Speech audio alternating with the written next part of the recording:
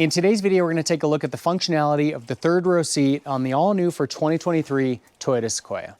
On Sequoias that are equipped with these captain seats like this top-end capstone model, there's two ways to access the third row seat. We can either climb in and climb through the middle here, or the seats do fold down quite easily. There's a lever here that we just pull up, folds the seat up, and we're able to climb into the rear. Depending on how these seats are configured, it could be quite uncomfortable or it could be tolerable. As a full-grown adult at 5 foot 10 inches, I'm definitely not comfortable right now, but there's some adjustments I can make to improve that. Currently, I've got these seats slid all the way forward and the seat backs completely straight.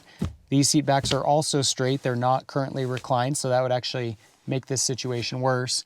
And as you can see, my head is touching the ceiling and my knees are very much pushing in to the center row. So not comfortable whatsoever, but we've got a lever under these seats that we can use to slide them back.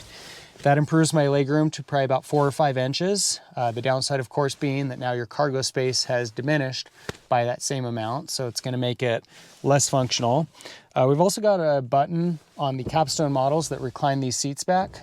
So I can recline it quite a ways, although again, being 5 foot 10 inches, if I wanted to keep my head on the headrest, that doesn't really work. It's like trapped there. But there's a spot in the middle that's pretty comfortable. And certainly for smaller people or children, you could recline that all the way back and it might actually be kind of nice. So sitting here kind of in the middle, again, it's not super comfortable, but it would be tolerable for short trips.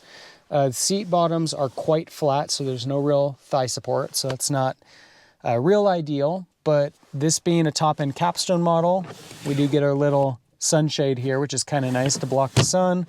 We get 2 cup holders on each side, little storage compartment on each side, and we do have air vents and heat vents down below to keep the cabin comfortable in this rear seat as well. So it's definitely a little snug, but it could work for those short trips. Probably one of the biggest disappointments about this all-new third generation model of the Sequoia is that it's got a solid rear axle as opposed to the fully independent rear suspension that you got on the outgoing second generation Sequoia, and that's pretty common throughout the segment. The downside to this solid rear axle is it basically pushes up into the cabin area. It affects your legroom, your headroom, and your cargo space. Now, compared with that second generation Sequoia, you lose 1.6 inches of legroom.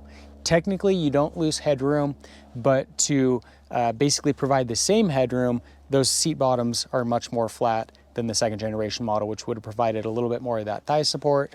And then thirdly, you lose a lot of cargo space. Compared with the second generation model at 120 cubic feet of storage, on this third generation model, you're gonna see 87 cubic feet. So that's a pretty significant drop. And that means this actually only has 3 cubic feet more than what you're gonna get in a Toyota Highlander. Now currently I've got the seats slid all the way back, so storage space is definitely very limited in this configuration, probably not very useful at all really. When you slide these forward, it becomes much more practical.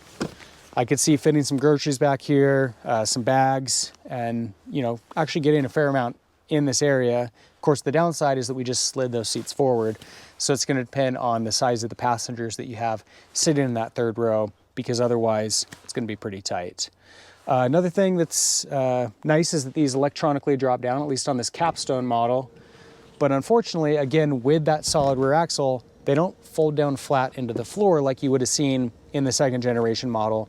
And again, throughout basically the whole segment. So to me, this is a major downside that if you wanna slide stuff in here, I mean, you can, but you're losing a lot of space. It definitely significantly impacts that rear cargo area. These seats do also fold back up electronically, so at least they're handy to use, but I wish that they went down into the floor.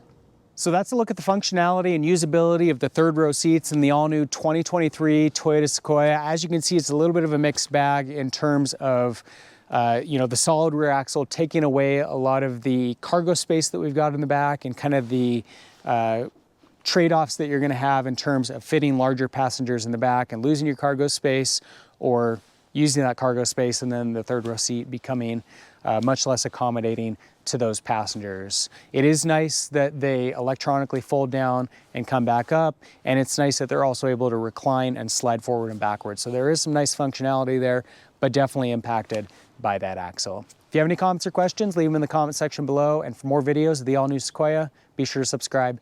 In the meantime, thanks for watching.